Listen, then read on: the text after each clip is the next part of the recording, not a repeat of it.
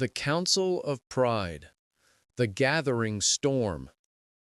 The station called Equilibrium floated in the darkness between three solar systems. It was built centuries ago as a neutral meeting ground, a place where civilizations could talk instead of fight. Today, the main chamber held 5 of the galaxy's most powerful species, and the air crackled with tension. Captain Vorn of the Zenthara Empire stood first. His crystalline body reflected the chamber's lights in sharp angles, creating rainbow patterns on the walls. The Zenthara had conquered 40 star systems through pure technological superiority. Their weapons could disintegrate matter at the quantum level. "The Outer Rim territories belong to those strong enough to hold them," Vorn announced, his voice like chiming bells. "The Zenthara Armada has protected these regions for 200 years. Our singularity cannons can collapse a sun. Who dares challenge our claim?" Across the table, Commander Threk of the Gorvan Collective slammed his massive fist down.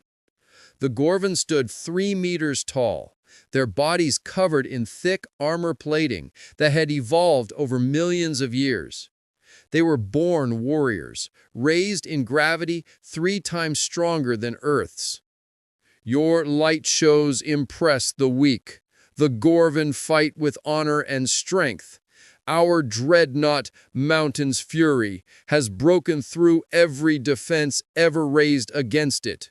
We do not hide behind energy tricks. We crush our enemies face to face." A laugh like wind through caves echoed through the chamber. Admiral Slith of the Serpentine Dominion uncoiled slightly, her scaled body reflecting green and gold. The Serpentine were ancient, their civilization existing long before most species had discovered fire. They moved through space using biological ships grown from living tissue. "How primitive," Slith hissed softly. "Crushing and collapsing. The Serpentine learned millennia ago that true power flows like water. Our biofleets regenerate faster than you can damage them. We have swallowed entire armadas, digested their ships, and grown stronger from their remains. Age brings wisdom that you younger races lack." The fourth voice was not one voice, but thousands speaking in perfect harmony. Overseer Unit 7 of the Collective Mind appeared as a humanoid figure, but everyone knew it was merely a shell. The Collective Mind linked billions of consciousnesses across hundreds of worlds. They thought as one, acted as one, and their coordination in battle was mathematically perfect. Biological sentiment clouds judgment. Individual pride leads to tactical errors.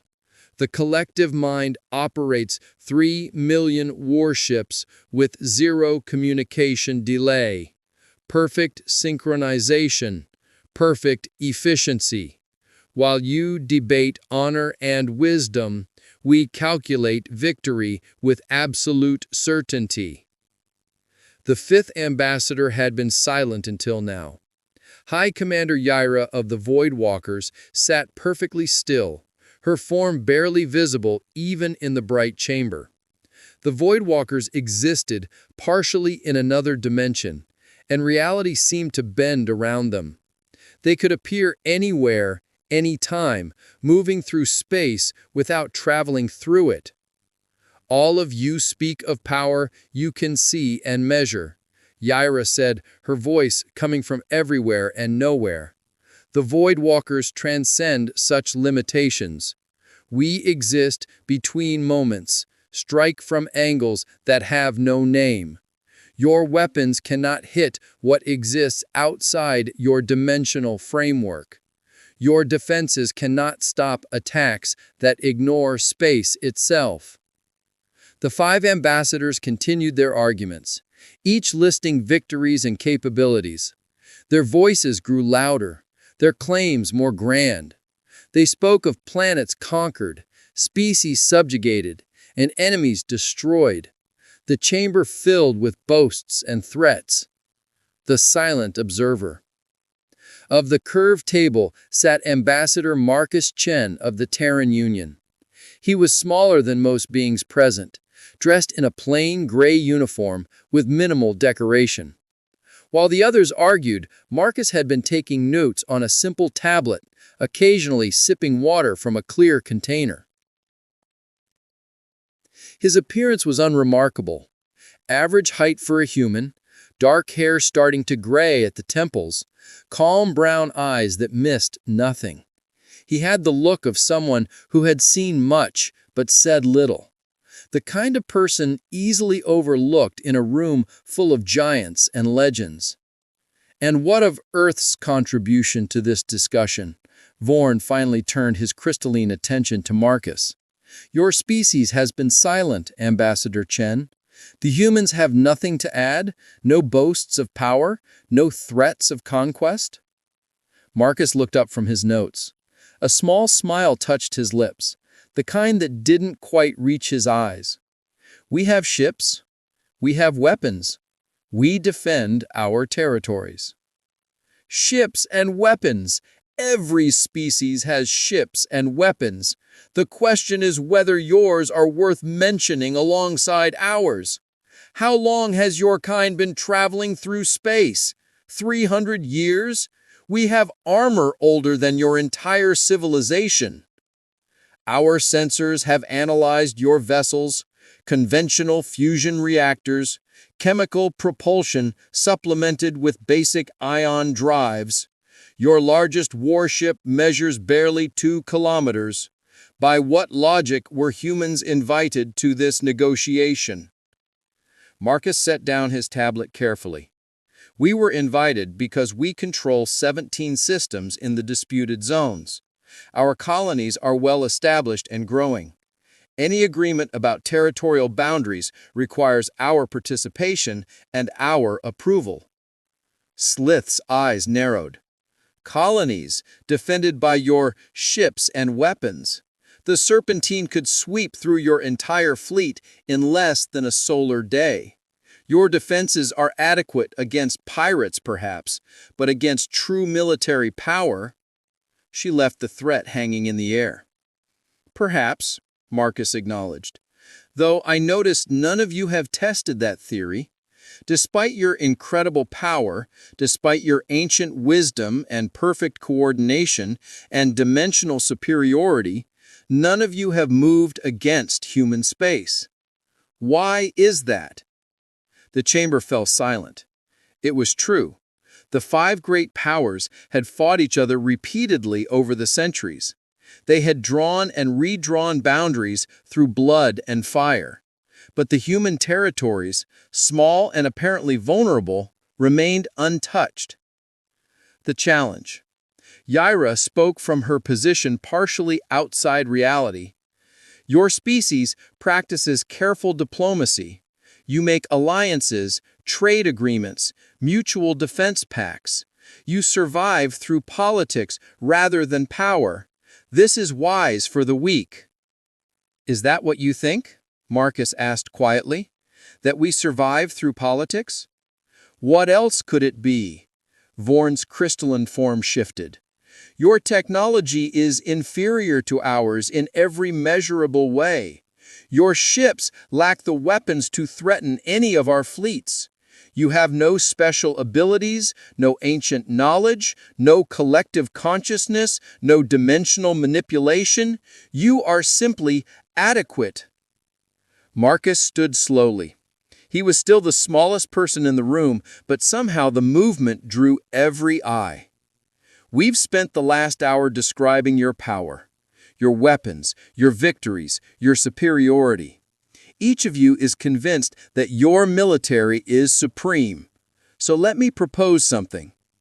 A test, he continued. A demonstration. Each of you brings your most powerful warship to a neutral zone. We'll meet in the Nexus Void, deep space where no colonies exist. You can show us exactly what your weapons can do. Prove your superiority with actions instead of words. Threk land forward. And what will humans bring to this demonstration? We'll bring 5 ships, 1 for each of you. Seems fair, doesn't it? The collective mind processed this instantly. You propose combat exercises, simulated battles to establish relative military capability? I propose facts, Marcus corrected. Right now, this negotiation is based on assumptions and boasts. Let's replace that with actual data. If your civilizations are truly as superior as you claim, it will be obvious to everyone. No more debate necessary. Vorn's crystalline structure rang with what might have been amusement. The reckoning. The Nexus Void. The Nexus Void lived up to its name. This region of space existed in the gap between 3 spiral arms of the galaxy, far from any star system or colony. No planets orbited here. No asteroids cluttered the darkness. Just empty space, perfect for what was about to happen. Captain Vorn's vessel arrived first. The crystal hammer emerged from hyperspace in a cascade of light, its hull composed of billions of interlocking crystalline structures. The ship stretched 12 kilometers long, shaped like a massive spearhead. Every surface reflected and refracted light, making it appear as if the vessel was made of captured starlight. Weapon ports dotted its length, each one capable of firing beams that could tear apart matter at the quantum level. Vorn chose his target carefully. A dead moon drifted nearby, a lifeless rock about 80 kilometers in diameter. Perfect for demonstration purposes. The crystal hammer's main cannon charged, energy building until the entire ship glowed with gathered power. When it fired, the beam was invisible to normal sight, existing at frequencies that human eyes couldn't perceive, but its effect was unmistakable. The moon simply ceased to exist. One moment it was there, solid and real. The next moment it was nothing. Not dust, not gas, not debris. Nothing. The quantum disruptor had unraveled the molecular bonds holding the moon together, scattering its atoms across 1,000,000 cubic kilometers of space. This is Zenthara power, Vorn transmitted across all frequencies. We do not destroy, we erase. Any vessel, any station, any world that stands against us becomes nothing more than scattered particles. Before the echo of his transmission faded, reality twisted. Space folded in on itself, and Commander Threk's Mountain's Fury appeared. The Gorvan dreadnought was shorter than the crystal hammer, only 8 kilometers, but twice as wide and 3 times as massive. It looked like a flying fortress, all brutal angles and thick armor. The hull was dark gray metal, scarred and pitted from countless battles. This was not a ship built for beauty. This was a ship built to endure. Threk selected a different target, a cluster of ice asteroids each the size of a small mountain. The Mountain's Fury didn't have elegant energy weapons. It had mass drivers, cannons that fired solid projectiles using magnetic acceleration. When they fired, the sound transmitted through the hull as a deep, resonating boom that could be felt rather than heard. Solid slugs, each weighing hundreds of tons, crossed the distance at tremendous speed. They struck the ice asteroids with devastating effect. The first asteroid shattered into pieces. The second exploded into vapor. The third and fourth were pulverized into fragments so small they couldn't be seen. The fifth shot continued past its target, traveling at such velocity that it would cross this entire star system before slowing down. Energy shields can't stop solid matter, Threk announced proudly. Fancy barriers and defensive fields mean nothing when several hundred tons of dense metal strikes at 50 kilometers per second. The Gorvan learned long ago that the simplest solutions are often the best. We hit hard, and nothing can withstand us. The third arrival was disturbing in its organic nature. Admiral Slith's nest of serpents didn't drop from hyperspace like a normal vessel. It grew from a single point, expanding outward like a living thing being born. The bioship was 10 kilometers long, shaped like an enormous serpent coiled upon itself. Its skin was dark green and gold, covered with scales that moved and shifted. Bioluminescent patterns pulsed along its length, possibly communication, or perhaps just the rhythm of its alien heartbeat. Slith's demonstration was different from the others. The nest of serpents opened along its sides, and thousands of smaller organisms poured out. Fighter-sized creatures, each one grown from the parent ship's own biomatter. They moved like a school of fish, turning and diving with perfect coordination. The swarm descended on a small planetoid, covering its surface completely. What happened next was like watching time-lapse footage of decomposition. The biofighters released acids and enzymes that broke down rock and metal. They planted spores that grew rapidly, spreading across the planetoid's surface like cancer. Within minutes, the entire surface had been stripped away, consumed by the living swarm. The fighters returned to the nest of serpents and were reabsorbed into its hull, the biomatter recycled and ready to be deployed again. Life adapts, life evolves, life endures. Damage the nest, and it heals. Destroy our fighters, and we breed more. The serpentine learned millions of years ago that the greatest weapon is not metal or energy, but life itself. Nothing you build can match what we grow. The fourth arrival was the most unsettling. The collective mind's unity array appeared as a single vessel, sleek and silver, only 4 kilometers long. Then it split apart. The ship divided into sections, and those sections divided again and again and again. Within seconds, millions of tiny drone ships filled the space around it, each one no larger than a fighter craft. Together, they formed a cloud of glittering metal that stretched for hundreds of kilometers in every direction. The drones moved with impossible precision. They formed geometric patterns in space, complex three-dimensional shapes that changed and flowed like liquid metal. Then they descended on a large asteroid, each drone landing on the surface with perfect accuracy. Cutting tools extended from their hulls, and they began to work in absolute synchronization. They carved the asteroid into sections. Then they carved those sections into smaller pieces. Then they disassembled those pieces down to their component elements, sorting the materials into neat categories. The entire process took exactly 8 minutes, 43 seconds. When it was done, the asteroid had been completely processed, categorized, and organized. The drones reassembled into the Unity Array ship. Individual thinking is flawed. Biological brains make mistakes. They hesitate. They feel fear and pride and anger. The collective mind experiences none of this. We are millions of drones controlled by one perfect consciousness. Every movement calculated. Every action optimal. You cannot defeat mathematical perfection. The fifth arrival was barely an arrival at all. Reality shimmered, and High Commander Xyra's Void Dancer was simply there, as if it had always existed in that spot. The ship was 6 kilometers long, but seemed to fade in and out of normal space. Its edges were unclear, difficult to focus on. Looking at it too long made one's eyes hurt, as if the vessel existed in more dimensions than the human mind could process. The Xyra's demonstration was brief but terrifying. The Void Dancer didn't move through space. It moved through the gaps between space. One moment it was visible, the next moment it was gone. Then it reappeared thousands of kilometers away, then somewhere else entirely. Each time it appeared, it fired weapons that seemed to materialize inside their targets. A derelict satellite exploded from within. An abandoned probe tore itself apart. A chunk of space debris imploded, as if crushed by invisible hands. "You cannot fight what you cannot see," Xyra transmitted, her voice echoing strangely as if coming from multiple locations simultaneously. "You cannot defend against attacks that come from dimensions you don't even know exist. The Void Walkers move between the folds of reality itself. By the time you detect us, you're already dead." The human response. The 5 mighty warships hung in space, surrounded by the debris of their demonstrations. Each captain was satisfied with their display.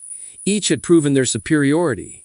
Now they turned their sensors toward the coordinates where Ambassador Marcus Chen said the human fleet would gather. The scanners showed nothing.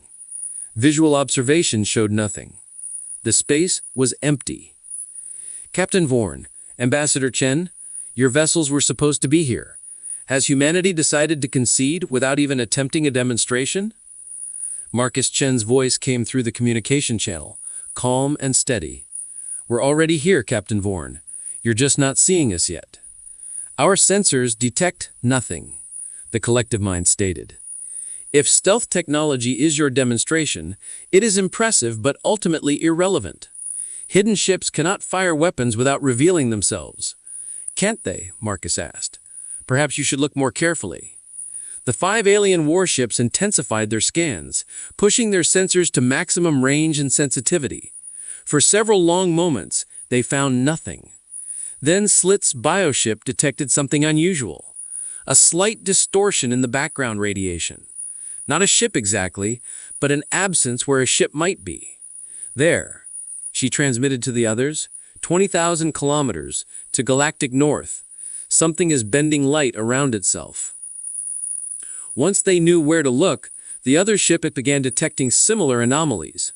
5 of them, positioned in a wide formation around the alien vessels. Whatever stealth technology the humans were using, it was remarkable. Their ships had been there all along, invisible to every sensor system. Impressive concealment, Threk admitted grudgingly, but demonstrations require visibility. Show us your ships, human. If you insist, Marcus replied. Space itself seemed to ripple. Reality shimmered like heat waves on a hot day. The distortions grew stronger, and shapes began to emerge from nothing. 5 vessels materialized where empty space had been moments earlier. The human ships had been there all along, cloaked by technology that bent light, absorbed sensor